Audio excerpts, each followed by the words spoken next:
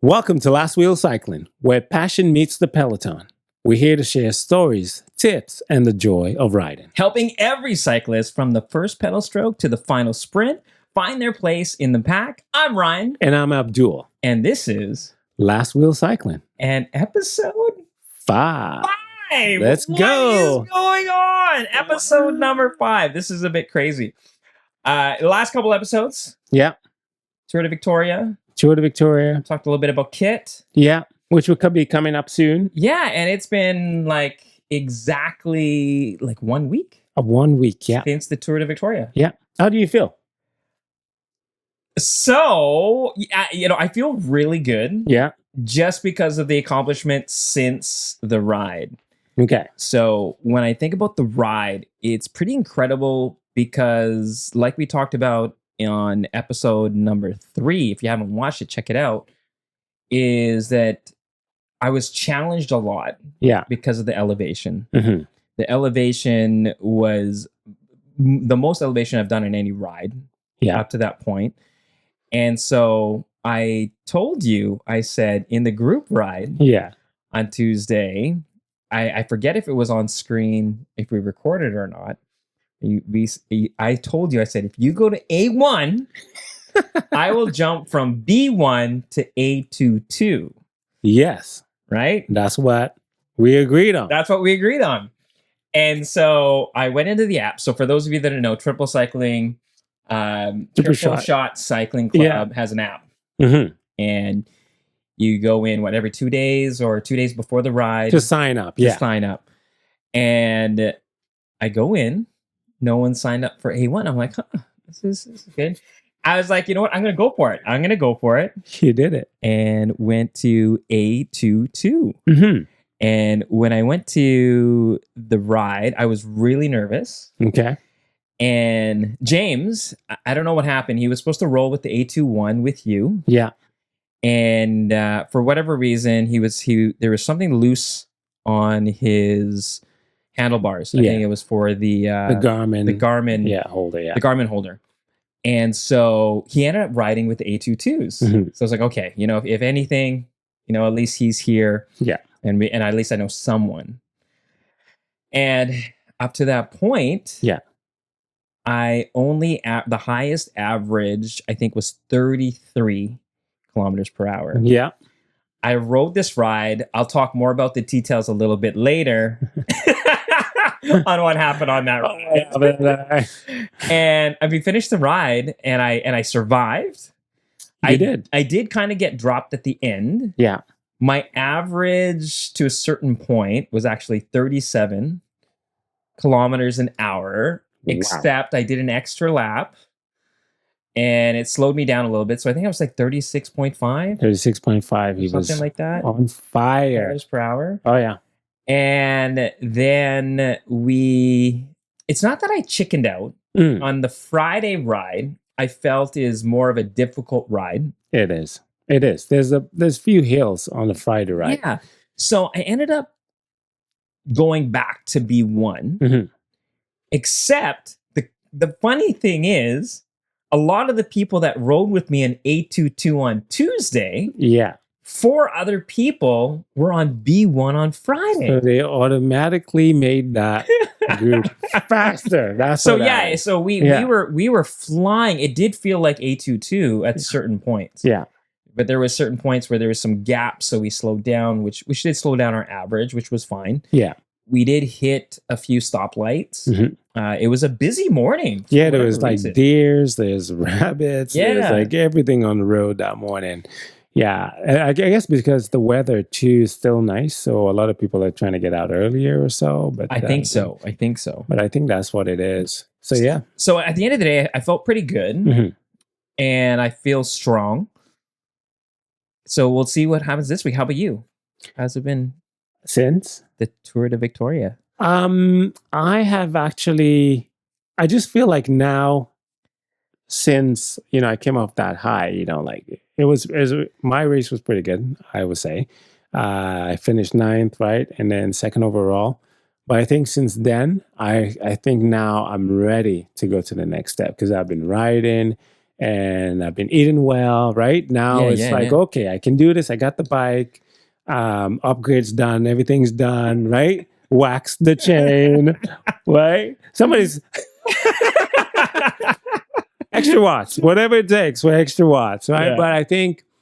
And I've been doing a lot of hills, right? Because before I didn't think I was doing a lot of hills in my ride. So now I think I'm trying to incorporate that to get more power output and I noticed that the last ride we did, which was Friday, was it Friday? Yeah.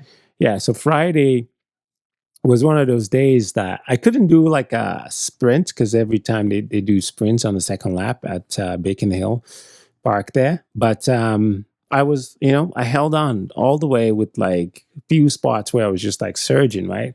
Up hills, right? So it felt kind of good. It's crazy because you did say when we did the Tour de Victoria and we pushed it, you said just wait. Once you're done, because it's an epic ride. And Yeah. again, hats off to the community. Yeah. And hats off to the sponsors for the Absolutely. Tour de Victoria. It was really well It's a done. world-class event. I was actually talking about that today on my ride. We did another ride today, but Yeah. we were just talking about how organized everything was, the road signs, people cheering, everything was clear, traffic was stopped, and lately we've been noticing a lot of accidents and stuff like that happen in other races, but I think Victoria is top notch. Yeah, it was pretty incredible. So I think because of that event, now a lot of people in our group, one in particular, didn't ride at all and just like rested for the week. Yeah. And I did run into a couple cyclists that know both of us, and they kind of noticed because on Strava you can kind of see your activity. And everybody does. Everybody creeps each other out. Everybody looked, and there's like, and this is to me. They said like, does Abdul ever rest? It's just like the next day, double days. You did a double day on Friday. I did. I rode with my wife. I think afterwards. Yeah, I just have time. My kid's older now, so that's the beauty of what I've been doing for a long time. I didn't have enough time, so my kids are kind of older, so I don't have to really be there to like, do the little stuff, right? So then I have a little bit of time to do a lot of riding, which I love. Yeah, it's pretty incredible. I gotta admit the ride did make me stronger. Like hills don't feel as difficult as they were before. Yeah, and it's a mental switch too, right? For you as well. You're like, you know what? That's a hill I can handle that. It's not a problem. Yeah, and I think my body is like really starting to adapt because I think the rides that I used to do. So let's just say, even our cycling group ride, is got a few hills, but maybe like 2 or 3 major pushes. Yes, exactly. And nothing that is, let's say, longer than maybe 100 meters, maybe 200 meters, let's just say. Yeah. And then our rides when we went to, I think, what really helped me was Isuk. You think so, eh? When it was you, James, and Claudia. Yes. Because that's a tough, going to Souk is actually a really tough ride. Yeah. Because there's everything there, right? You got the descents, you got this rolling, you got the steep punch, right? And then you got to do it out again. And so even the sprints, even though it's A22, I think there's a couple things. One, we do the same route over and over again. Yeah. So I think because I was familiar with the route, I knew if I did get dropped, I can find my way back. And the good thing about the reason why it was a safety for me for the A22 on the Tuesday is because when we do the sprints, we do the 4 laps. Yeah. So if I do get dropped, I can just go down to B1 or to B2 or to B3. Yeah. And still have a good ride overall. Exactly. So, however, let's talk about your rides because you definitely rode a lot more this week than myself because I only rode, including today, maybe because I did Tuesday, I think Friday, and I did 2 like easy rides. So like four rides. Yeah. So How many total rides have you done so far this week? Just curious. This week, today is what day? 7 days since the I would say like probably close to 6 actually. Yeah, like almost every day. Yeah, including the double day? Yeah, every day I've been riding, and it doesn't take long, right? Because now I think the most important thing for me now is the zone 2 rides. You used to hear the zone 2 ride, but you don't really take it very seriously. I think now I really understand the meaning of zone 2, and it's actually working. Easy pedal strokes, like because as I say, we do the Tuesday and Friday rides, and those are like full gas pretty much, right? Yeah. And so you need time to recover. So those spinning the legs and getting your heart rate really low on 123 or so, that's paying off 100%. Yeah, you were saying that like it's really being beneficial, and I was just doing a little bit of some research behind the scenes. Yeah. And as much as we advocate for group rides, I think it's still important to gain that strength and that ability to push yourself in a solo ride. Yes. You know what I mean? Zone 2, sure, but you can give yourself some surges. Yeah, exactly. But I'm curious though. How do you think you would ride? Yes. Without a Garmin? Ooh, that's a tough question. I don't think I can. Because you get used to seeing how fast you're going, right? Exactly. And your heart rate, your power, right? All this data, right? Is like, that's what cycling is all the extra stuff that makes it what it is, right? Like your jersey, your whatever you wear, your computer. I don't think I can. Because here's the thing. I wanted to go on an easy, zone 2. Like I really wanted to stay under 140 beats per minute, or under 145. And I had my bike computer. Yeah. I'm going through my route and I'm feeling good. And I'm like feeling like I'm going at good speed. Yeah. But as soon as I looked down and I saw my speed was less than like average 27, I started pushing myself and my heart rate started to elevate. Well, there you go. Right? And so I kind of wonder if we didn't have a bike computer, would we get more efficient zone 2? That's a good question, actually. Because then it goes by feel, right? It goes by feel. But then with that too as well, you can maybe gear down to spin more, right? Where you're not like pushing too much power, right? Or slow down a little bit, right? Instead of, it's more of a rhythm thing, I think. Yeah. Then that's what I think. I think computers, of course, everybody uses it by computer, right? Pretty much, but it does give you because it's a high when you see. It is. When you don't want to lower your average. You don't, right? Because you work so hard to get up to that level, and then when you look down, when you look down like maybe 27, 28, whatever it is, that should be your super chill ride. Right? Yeah. And the reason why I was kind of like thinking about that and doing some research is I was taking a look at some of our group members at Triple Shot, and I just wanted to compare some numbers. And I just wanted to make sure that I can confidently hang with A22 and not slow the group down. Because, you can definitely go, you can be a faster rider, a stronger rider, and push a whole group in a slower group. Yeah. And make them uncomfortable. Them uncomfortable. So I did get yelled at a couple times, kind of pushing the pace a little bit. And so I felt A22 is kind of like a good spot on Tuesday. Yeah. And I'll be honest, I probably could have done well on Friday as well. Yeah. And so I was taking a look at the people that join, and some of them don't show their rides. Like maybe they do have a bike computer and not put it on Strava. Oh. Right. So then I kind of was Googling and doing some research, and they were saying for some people, they'll use that data when it's like a specific training ride. That's what it is. So they're keeping it, they're actually looking to like intervals. Yeah. They want to make sure, or they need to keep a steady power output, like 200 watts. They're watching consistently. And then they were saying that they don't use the bike computer for zone 2 specifically to go by feel. And then of course on race day they don't typically put a bike computer because they're just going all out anyways. Yeah, true. So because I don't see Pogacar with his bicycle computer. Does he? I don't know. Yeah, it's now that you said that, I've seen some cyclists without bike computers. Yeah, because I remember I think it was Chris Froome one time.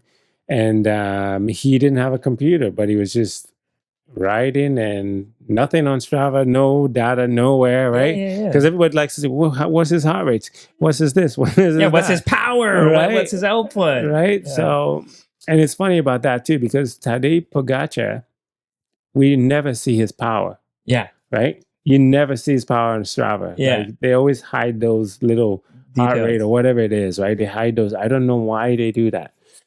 Maybe to have an edge. I think so. I think there's a lot of strategy, and when they take a look at training rides on Strava, may get their secret sauce, maybe. Yeah, because then you can look at his data. Okay, like at this point or whatever it is, like this is how much power he's using at that specific time, right? When that hill comes or whatever it is. So if you can maybe like get ahead of that when he's ready to hold that power, then you can win. There you go. So let me ask you something about you're doing a lot of hills right now. Yes. Right?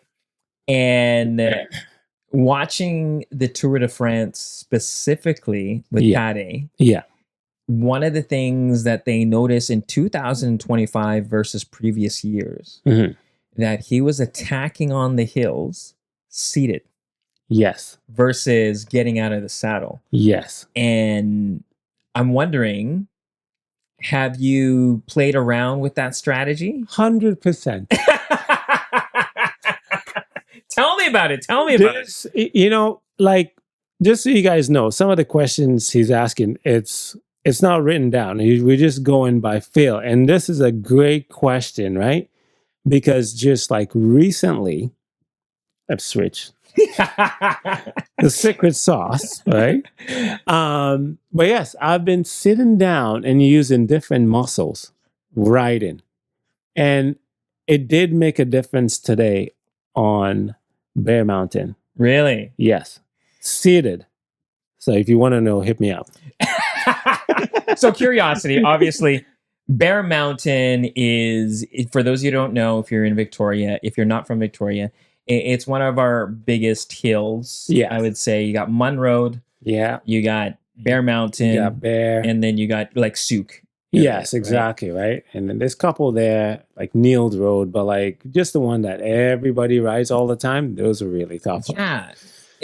And Bear Mountain specifically, on this ride, there was 4 people. I wasn't there for this ride. Yeah. So there was Abdul, James, and we talk about James all the time. And they're probably one of the strongest. They're always in the A21 in the group rides, so they're always consistently training. And then there's Carlos, who is basically probably the most seasoned. Yeah, he's been riding for years and consistent, and being consistent, right? So, but the thing with Carlos too, we'll talk about him just for a little bit. He doesn't like ride a lot harder. But like when he needs to go harder, he'll go. Like he's a beast. Yeah. And then there was Sean. And I'd say like Sean's like my level, right? So yeah, I think getting into riding, we both have similar strengths. And so there's the 4 of you on Bear Mountain. Yes. And I'm going to assume, and again, from just the knowledge that I know, it's difficult to slow down on a hill because you have your momentum. It's that momentum, cadence, right? Because I even remember riding with Sean, and I'm like, okay, we're taking it easy. Yeah. But once I'm on the hill and it's too slow of a cadence, I have to go. You have to go, or else I'll just completely stop. You gotta go. So you, James, and Carlos, and Sean, we started Bear Mountain together. And now once you start climbing, first off, who got out of the saddle, and did you go off the saddle at all, or?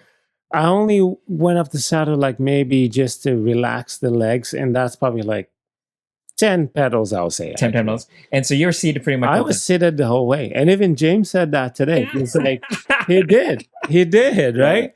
He's like, wow, even when you were sitting down, you were still, the power was coming out like really strong. And I got a PR, of course, today. Yeah, nice. So yeah, it's paying off. It's paying off. I think if you just watch all these pros, what they do, you kind of like, okay, and that's why he did this. That's why he's doing this, right? So, but I think seated power, if you can use different muscles than always just pushing down, like maybe try and pull a little bit. That's what I've been doing, just to relax the quads, right? Yeah. And then just switch it, right? Then, yeah, it's magic. That's awesome. That's awesome. Yeah. Because I have noticed a lot of the rides that we've been doing in our internal group, now Abdul kind of chooses the routes. Yeah, today was 1900 meters. It's like always like lots of elevation. All of a sudden, you know? It was always a flat route, right? Like 500-600. But I think now we got to amp it up a little bit. Yeah. So, because next year, I'm telling you right now, I'm going to do the 140. Okay. What are you going to do? You say you're going to do the... So I haven't. So it all depends if I am going to do a triathlon.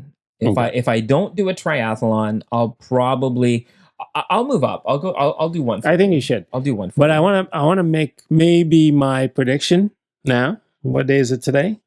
The 23rd. 23rd. I think if I continue this way, I would say maybe top 10 for the 140.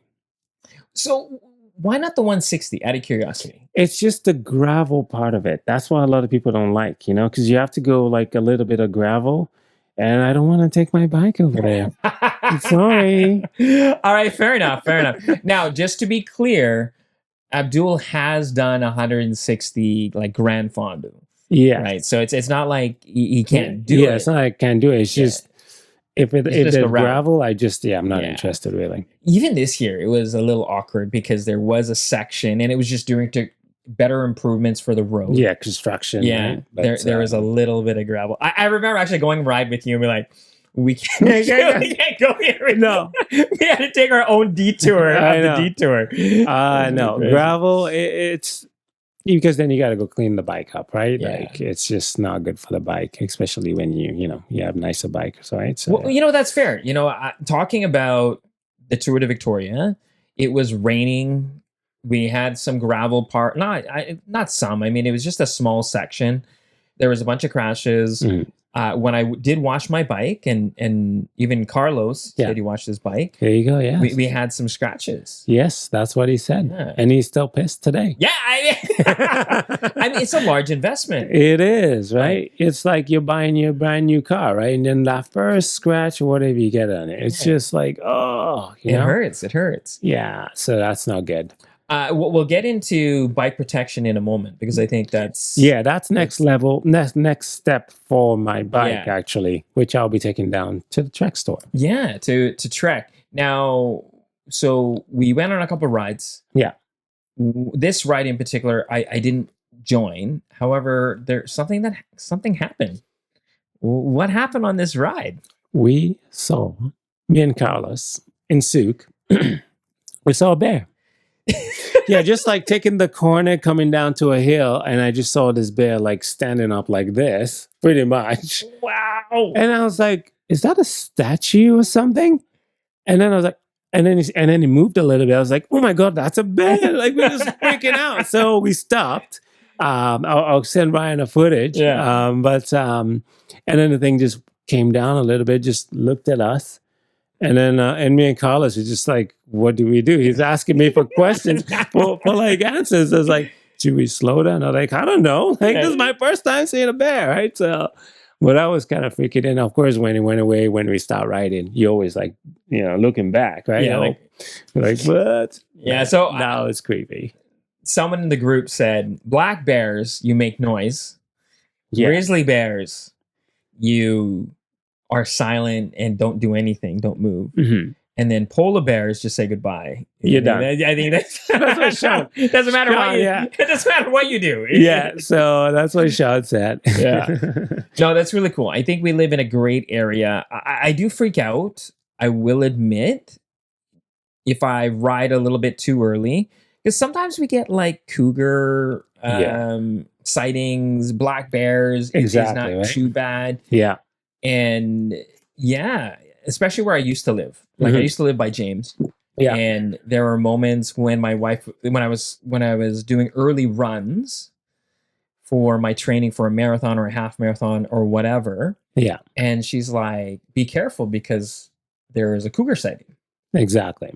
Right. And black bears, like, you know, by the lagoon, they always have those signs. The signs up. Yeah. Like bear aware. But this is the first time in Victoria I've ever seen a bear. Wow. Yeah. And when I think about early rides like that, I'd rather be on a bike than running.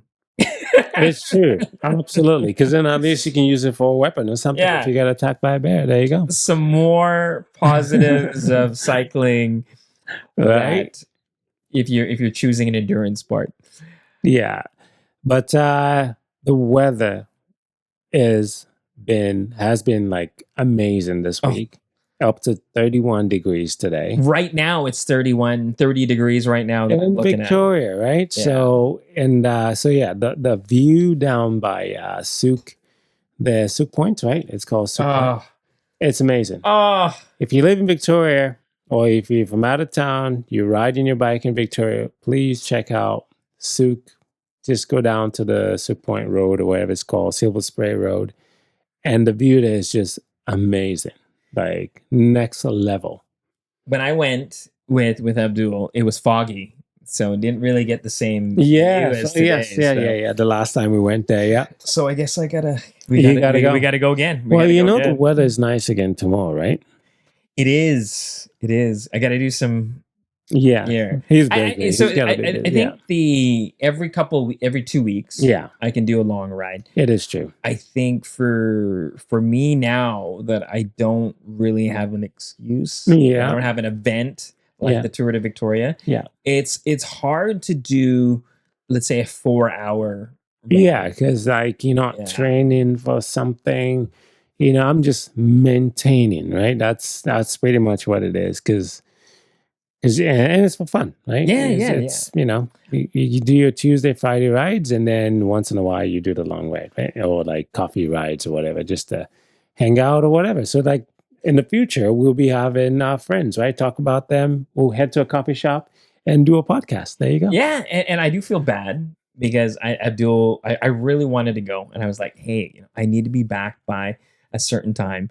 And Abdul changed the start time for my boy, just for me, and then I ended up couldn't going. Yeah, that's all good, and it's fine. My wife was able to spend some time with her girlfriends. That's more important. They went for a hike. Yeah, and it just so happened it was an early hike. It was a 10-kilometer hike. Yeah, I can't. I got to double check which place they went. They might have went to Souk, to be honest with you. Well, there you go. 10 kilometers. There you go. And yeah, pretty intense.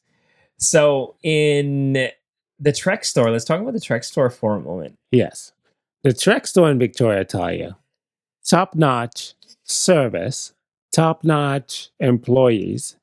And it's just like any company, right? Like people that have been in the company for a long time says a lot about the company, right? Yeah. But the guy that runs it there is Bill. And then there's Troy. I can pretty much name like 10 people there. Yeah. Right? Because, you know, there's so many good people. They welcome you in there.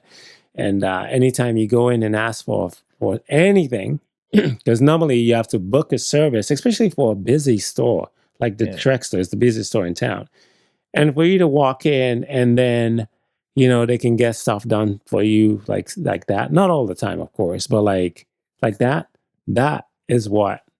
Like, I love service more than anything. Like, if you can fix something on my bike today when I walk in, I love you forever. Gold. Yeah, I think the influence, because of you're like my mentor when it comes to cycling, and I want to make sure that the bike itself, because when we go for a ride on a bike, you have your bike and your Lycra and a helmet, and sometimes you're flying at 70 kilometers an hour. Yeah. You want things to fail the least amount, like 0 if possible. Chain, yeah, everything. Yeah. And so I would say like the last 3 times I've been at the truck store, his bike's been in this bike stand. They're doing something to the bike. Always Some sort of something. change. Right. And For the good. for the good. And one of the things that I think influenced our team, our group of cyclists, is waxing the chain. Yes. Do you want to explain that, like what the benefits are and why you ended up doing it? Yeah. So waxing the chain basically is more for like a quieter drivetrain, and it actually reduces the wear and tear on the chain. It could last up to 6 months. And how many rides do you think? Like 600, 700, 8K? Yeah, I didn't. It depends, right? Yeah, it depends on the weather. And the weather, yeah. Right? So, but you can also top it up. Yeah. So, and they said it gives you an extra watts. Why not? Yeah. There you go. I think waxing the chain for me specifically is it's just such a hassle when you lube your chain when you clean it. Yeah. And you go for a couple rides and it gets like completely grungy because the lube attracts. Yeah, it's wet kind of, right? That's So it just dust, everything gets in there. And the reason why it's quieter is because the wax just reduces that friction and it doesn't attract as much particles or dust as like something like a liquid. Yeah, because the wax hardens, right? And the chain, that's why. Yeah, so and because of that, you're getting also a few more watts because you're getting that reduced friction through the drivetrain. Yeah. So, and that's just next level cycling. It is. So he got it done. And then James is getting his done on Tuesday. Yeah. And mine is possibly getting done on Wednesday. There you go. Yeah. It's a wax chain, right? Yeah. But yeah, you know what? Anything that makes the bike, gets you that next whatever it is, right? You're gonna do it, right? And that's what this is. It's fun. It's fun. Yeah. Yeah, and I think I take a look at, let's say, when you started cycling, and I kind of snuck into your Strava and just kind of looking at what's happening, and I was just looking at progression. Yeah. Right. Do you think the progression? I mean, sure, fitness, and I'm sure coaching and mentors, group rides is going to increase your progression to a certain point. But curiosity, I kind of noticed as well with you. Yes, you've had steel bikes, you've had carbon bikes, different brand bikes, and now I think you have the ultimate bike. The ultimate bike. Aero, light. It's fast. It's literally the best bike, I think. Yeah. Like, because it just checks all, for me, actually, that I've ever had. I should say that. Because it checks this on a climb, right? Yeah, yeah. This bike is the Midone Gen 8, but it's actually a really good climbing bike. And of course, it's fast on the flats.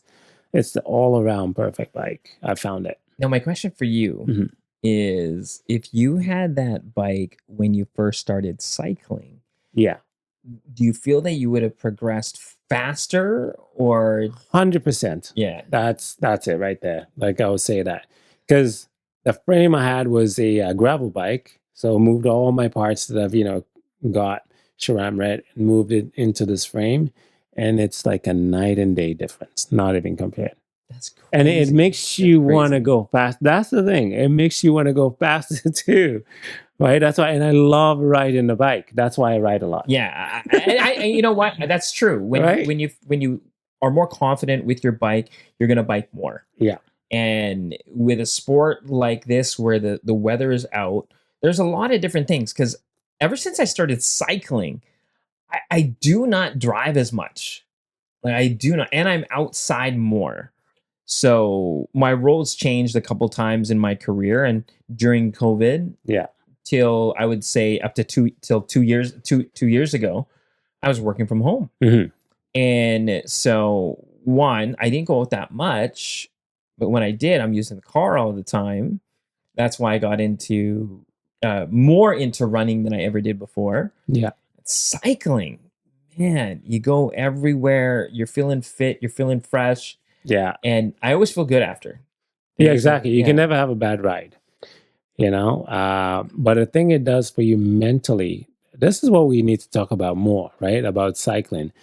You know, like people that don't get it, they're like, "Oh, he's riding all the time. How can he be riding? There's no brakes, whatever." But like, you get to a point with cycling where it just feels like it's the best thing you can ever do for your mind, soul, body, right?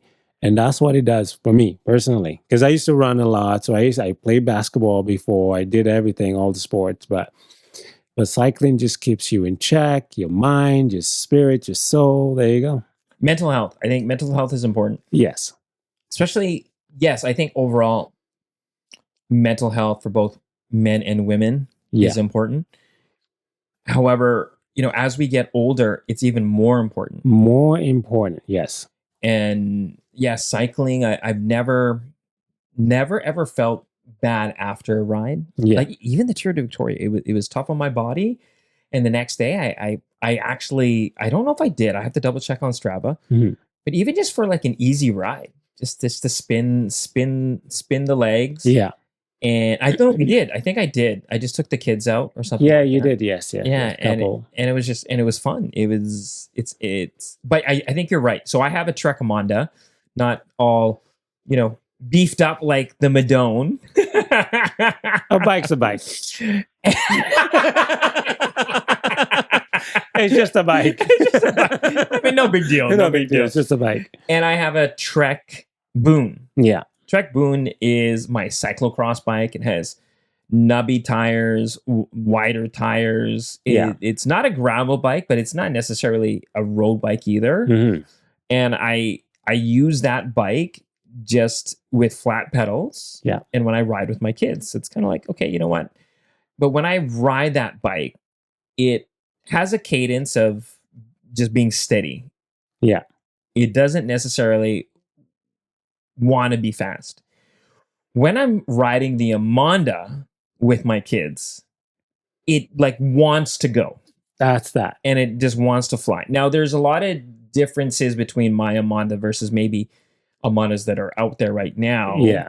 One is I do have the wheel set. Yeah. Carbon wheel set. So it's a deeper dish. 50 mil or so. Yeah. Aero handlebars. Yeah. And it does have electronic shifting. So not all Amondas come that in stock. So yeah, not all Amondas are built the same. Exactly.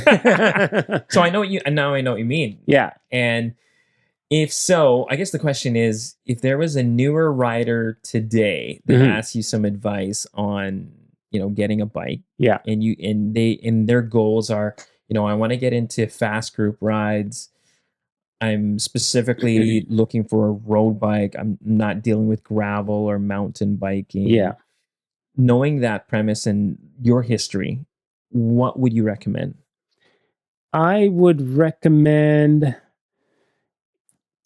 it's tough, right? Because it's like you have your kid, you want to tell them, then, oh, you need to like do like walk to school. You know, let me tell you the story. My dad used to tell me this. He's like, oh, when I was little, I used to walk to school. We didn't have cars or something like that. The technology wasn't there. We blah, blah, blah, blah, blah.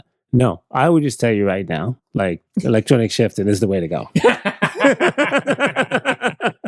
So regardless of the bike you get, electronic shifting. Electronic shifting, you know, because I mean, he would tell you. Like, I was talking about this with Carlos again today. I was like, I can never go back to doing the shifting like that, right? Because until you have this, it's just like driving a manual. There you go, in a car, right? And then versus automatic. That's the difference. Done. Yeah. I rest my case. I feel you. It's even in my own journey, I'm still trying to figure out the right bike or bikes for me. Because I am thinking about just selling the Boon. Yeah. And just go with the one bike because that's what I'm doing the most of. Yeah. And I'm also thinking, so my Amonda is a good combination for me for climb. Like it is originally meant as a climbing bike. Yeah. So out of Trek's lineup in the past, you would have the Demone, which was more of a relaxed geometry. Yeah. In like what they call the endurance bike. Yeah. Then you had the Amonda, which was the lightest bike in their lineup. Yeah. So it's better for climbing. Yeah. And then the one that I have, they integrated some aero characteristics to the bike. Okay. Then there was the Madone, which was heavier than the Amonda, but much faster. Much faster. Much faster. Now the newer Madone, which you have, they've eliminated the Amonda line. It's discontinued now. And it's supposed to be as fast as the last year's Madone. Yeah. Except for lighter. Exactly. That can climb. And that's what I notice every time I'm on that bike. Yeah. And I want to keep the Amonda. I don't think I'm going to deviate from that. However, I'm wondering if it would benefit me at all to get like something like a Damane, where it's more of just an endurance mic, a little bit more relaxed, just on my easy days. Okay, so you have which one do you have? Trek Boon and the Amonda. So the Amonda is the blue one that I always bring out. Yeah. That's all decked. Yeah, because Janelle has the Domani. Yeah. I think that's probably. So which one is higher? Like, is the Amonda or the Domani like spec wise? Like, I think so. You can spec them the same way. The same. It's just the geometry. That's so what the Damani is heavier, except for its more relaxed geometry. Yeah, and it's meant to be more comfortable. Yeah, and for longer rides. And like that's what she has. Yeah, so that's why she got that one. Yeah, the Amonda is, I would say, not as comfortable as the Bonnet, but it's just lighter for climbing. For climbing, yeah. So I would say it's, even if you take a look at the spacers, yeah, it is, the stack is a little bit higher to be more comfortable than the Madone. Okay. So I'd say Damane, the most comfortable. Yeah. Amonda, less comfortable. And then Madone, it doesn't matter because you're racing. Your racing doesn't matter, yeah. It's a race day. Where you want to go? Okay, let's go. So even the modifications that I'm doing on my bike, it's basically changing it into a Madone. Yeah. By slamming the stem down. Yeah. And being in a more aggressive position. And I think that's where I'm thinking. I'm thinking, if this is going to be more aggressive, this is going to be kind of like my race fast bike. Your race fast bike, and then winter comes, right? Yeah. And switch to the other one. Yeah. So what about, okay, let's talk about like when winter comes, when the weather changes, what's your goal for cycling? What do you think you're going to be doing? Yeah. So the Boon. Are you, okay, and then there's another question to that is, are you more of like, oh, I see the weather, I'm not going to go out, it's too cold, or are you going to be like, you know what, I'm going to still ride? So for me, because I have both bikes, I don't mind taking the Boon out when it rains. Last year, when I first started cycling, I rode whatever weather. You did. It didn't matter. I was just learning how to ride. I just wanted to get some time on the saddle. Yeah. I wanted my muscles to adapt to a different stimulus. So yeah, there was times where it was raining, and then the only thing is that was not annoying. It was just something that you got to remember is I had to wash my bike after every ride. Right? Yeah. So that's the only downside. Yeah. So this winter, my goal is to get an indoor trainer. Oh. So I was talking to you about that. Yeah. And Carlos, he's awesome with the bike. Like, he's phenomenal. So he was telling me last year, he's like, you got to get an indoor trainer. And I didn't buy an indoor trainer because I was cycling through the winter anyways. Yeah, and you just started excited. So it doesn't matter what the weather looked like. You know, you just like, I'm going. Yeah, and it wasn't my focus. I was still training for a marathon. So it wasn't like, okay, I was doing the treadmill in the garage when it was bad outside. Yeah. But cycling wasn't really like a focus.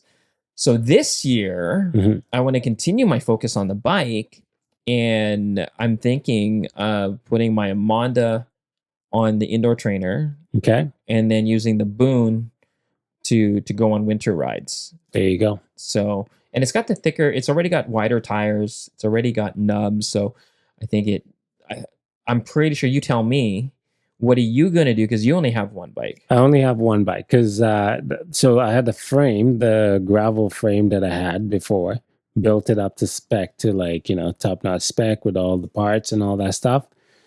And then I got the Numadone frame, so I did just basically just switched everything over. Yeah. But I think I'm going to get a trainer for sure when the weather gets really bad. But you know what? I already have all the gear for rain and stuff. So unless it's like really bad that morning, yeah, I can still ride and just have my rain jacket and stuff because I'm a pro. Just kidding. I think the difference is that for some easy rides, yeah, both you and I live right on the Goose. Yeah. So we are not like on the roads too much. Yeah, right. So we can cut it short. Like we can go to Mun, right? Yeah. It's very close to us. That's why we're so lucky actually. Exactly. We have, like, a big hill just close to us, and that'll give you a quick workout and then you're done. Now, triple shot this is my first year, or I guess first couple months with the Triple Shot Cycling Club, and he's already a superstar. Only because of you. They talk to me because they don't want to talk to you. They're like, Abdul is here, but Ryan is here. Let's talk to Ryan about Abdul. No, in all seriousness though, they're going to be running the rides all the way through the winter. They do, because so our non-stop organization. Our last cycling ride, they do these announcements in the morning, and they're like, "Hey, as it gets darker, don't forget your lights. Don't forget your lights. Safety first." Yeah, I do like that. They're thinking ahead. Right? It's getting darker, so you need your lights out there, right? To just be safe, to be seen, right? So yeah. So I guess the question is, if they're going to be doing the winter rides. Mm-hmm. You're going to still be doing the triple shot rides? Yes, I will still be doing it. Yeah, that's early. Because you know what, I'm gonna this will be the first time doing that throughout the year, right? So I want to really just see how it could get me, where it could get me for next year when I do like the Tour de Victoria stuff, right? Yeah. Because consistency is what it's all about, right? So I asked this. I feel like I ask this every episode because I think we're doing this every week. What is it? When are you going to sign up for A1? It's too fast, bro. This guy, he's my buddy, but he just he want my legs to what? Like for just so you guys know, A1, that's like almost pro level speed right there, right? Like where you can barely. I'll probably just even last like maybe 20 seconds and then you get dropped, right? So. But you know what though? I think pretty soon I'll start, just to sign up and just show up. Yeah, I will, and just see. Yeah, somebody told me, it's like, hey, you're gonna get dropped. Who cares? Yeah. Just show up and ride. And then, but if you can push yourself to that next level, I think the level you're at right now could be much easier. Actually, that's what it always is, really. Yeah. So, I've obviously rode A22, okay, and now we're gonna get into the AT2 ride. What is the big difference, the big jump from A22 to A21? So A21, okay, got it. So A22 speed should be around like 34, I would say 35, right? That's a sweet spot. And then A21 should be about that 37, because that's what it is, right? Okay. And then when you go to the A1, like almost pro, they're touching that 39, right? 38, 39, which is very uncomfortable. Okay, so I don't know if it was because James was in our group on the A22. We were averaging 37. Yeah, it's because of James, actually. That's why. We were flying. Like I was hanging in there, and in certain points, I was hanging by a thread. And then at other points, I felt really good. Yeah. Like in the ride. So good that I hate to say this is that we ended up catching you kind of dropped. Yeah, we caught you, but I got dropped. Yeah, he's saying it quietly. I got dropped. That's what happened. And you were hanging with us. Yeah. And then there was a certain point you couldn't hang with us. You're like, okay, I'm done. Yeah, because I was already got like shredded my legs in the front there, and then came to this one, I couldn't, and I was just like, it was you gotta have those days, right? You gotta have an off day, and that was one of them. I think that's important for everyone that's out there. If you try it and you get dropped, it's not a big deal. I went to A22. I technically got dropped at the end, and then on Friday I did B1. Yeah, but they were flying. Yeah, like I'm gonna say the B1 and A22 is pretty close. It's pretty close. They're pretty much there. Yeah. Right. And that's what it is. You just like separate them just for the group, really. But that's really what it is. Not really like you're like a sub bar, right? Or whatever. Yeah. You're like, they're all right there, right? So because even it wasn't, so just to be clear, it wasn't just you that got dropped. There was another guy, Daniel. Yeah, Daniel. And we were hanging for a little bit. Mm-hmm. And he was just like, yeah, he was too fast. Oh yeah. Like, and then that's the thing too. Like when you're in A1 group 2, when some of those riders start, you can maybe start sometimes 10 of them. Mm-hmm. But like once we get to like Beacon Hill where like the end is, you only see like 4 riders. So that's how powerful those, like, there's only like a handful I can finish the ride with the A1, right? Yeah, it's pretty intense. I really enjoy, and maybe this will jump into a new episode a little bit later. The community of Triple Shot is amazing. I'm starting to see them on days that we're not riding, so not the Tuesday, Fridays. Yeah. Today is an example. I got to see a few people at the Trek store, the Nest Cafe, and I just with my son, we were just doing, just a little ride. And it was just nice to see them outside and they recognize the new kid on the block. Well, okay, so you know what the big difference for me is on the B2, B3 to B1, A22, there's like no talk. There's like in the beginning, it's business. Yeah, in the beginning is a little talk. Yeah, but then as soon as we go, it's business. Yeah, B2, B3, I feel like it's like, hey, they take care of you. They're like, hey, they be like, really last wheel, like grab the wheel over there, or there's a deal or something like that, right? But like A2, the A rides are like just like, hey, last wheel. Yeah, and that's like only for like maybe like 20 minutes in the ride, and after that, and not even last wheel. It's just last. Yeah, because it's just not enough breath to pick up 2 words. You're just like you're racing. You're in race mode, right? So that's why. Yeah, it's a different feeling. Different. I and when I saw a couple people from Triple Shot, they say, hey, I'll see you Tuesday. And I'm like, maybe not. I don't know if I'm going to be A22. So actually, talking about Tuesday, I can't do Tuesday because we are doing the Triple Crown. Me and James, we're heading to Vancouver to do the Triple Crown. I said I was going to do it, and it's coming up pretty soon. So that's awesome. Yeah, we said that in episode 3. Yes. Or 4. And so that is, oh my goodness. It's Seymour, Cypress, Seymour, and Grouse. Grouse. Yes, that's right. Those are 3. Yeah. And I think I sent you a reel about the Triple Crown. Yes, somebody Vancouver did local. it. Yeah, they did. Yeah. That's going to be epic. Yeah. That's big climbs. How much elevation for the whole, all 3? I think it's like close to 24, 25. It's not too bad, but it's just, it's the thing is, Carlos said is after you do this one, you have to ride to the next one, do this one. And, that's the part that's more, just like, oh, there we go again. Right? Yeah, that's why. So, but he said to attack the big one first. I think it's Cypress. I don't know which one. I'm just going to go and show up and ride. That's all I'm going to do. Are you going to take your time, or you have a time goal? I think I'll just keep a mid-pace because in the first time you're doing it, you're not looking for a PR, right? It's the first time. Then second time, you know what to expect. Then like next year, actually, I think I'll do it again. So that's probably, there's a couple rides when you start riding lots that you want to hit, right? Like you want to do Mount Baker. Baker is another one too. Yeah. Carlos was talking about that. So I want to do like all these big climbs, right? So Abdul, you might take away the climbing king away from Carlos.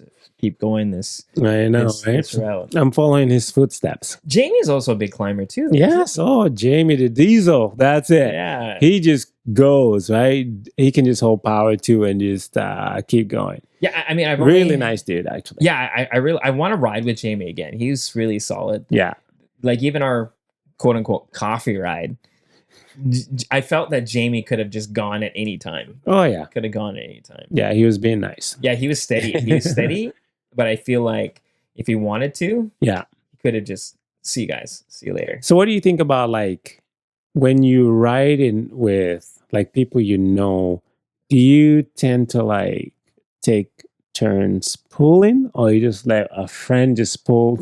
Okay, in the beginning, straight up, in the beginning, I didn't know about pulling till I rode with you and Janelle. No. The Olympian. Oh yes, Ariel, yes. What's her name again? Ariel. Ariel, I think. Ariel. Yeah, we rode with an Olympian before. Yeah. Yeah.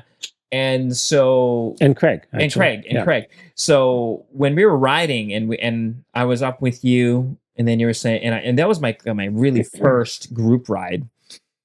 I didn't know what to expect, and you were saying, "Hey, just draft." Draft if you're feeling tired. I ended up drafting the whole ride, by the way.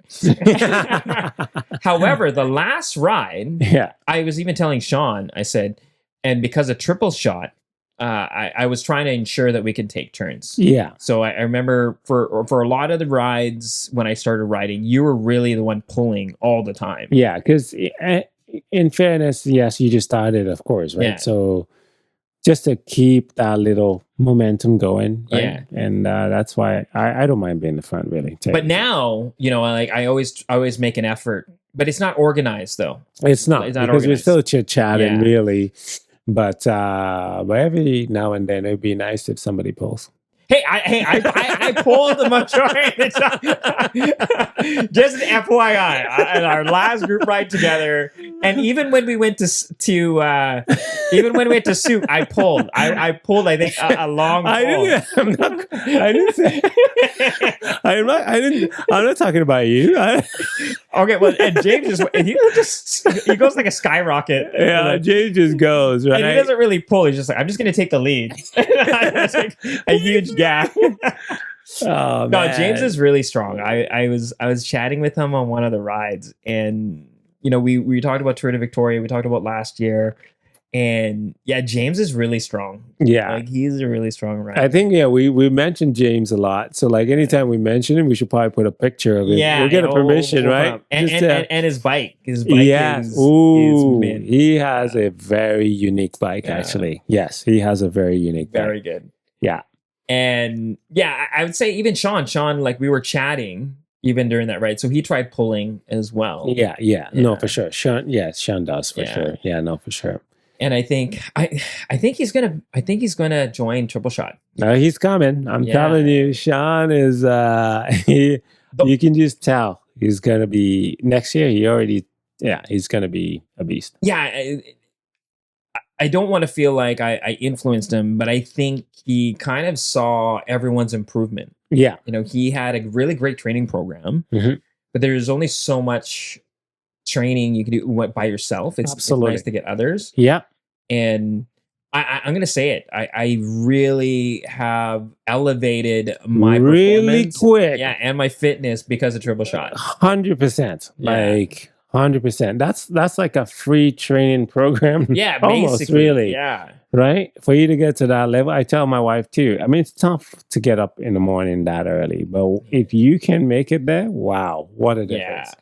And every time, it's like the normal thing. You wake up in the morning and all the riders are like, I'm so glad that I made it. And it's a wake up. The thing. You exactly. Yeah. It's hard to like wake up and like get there, but once you're there, you would wake up. Trust me, you will wake up. All right, so let's break this down. Yeah, we're at that hour mark. We talked about from the Tour de Victoria, our rides this week. Yeah, I think we need to deep dive a little bit more on the next episode on some other topics. Yeah. Except for we did talk about winter riding. I think.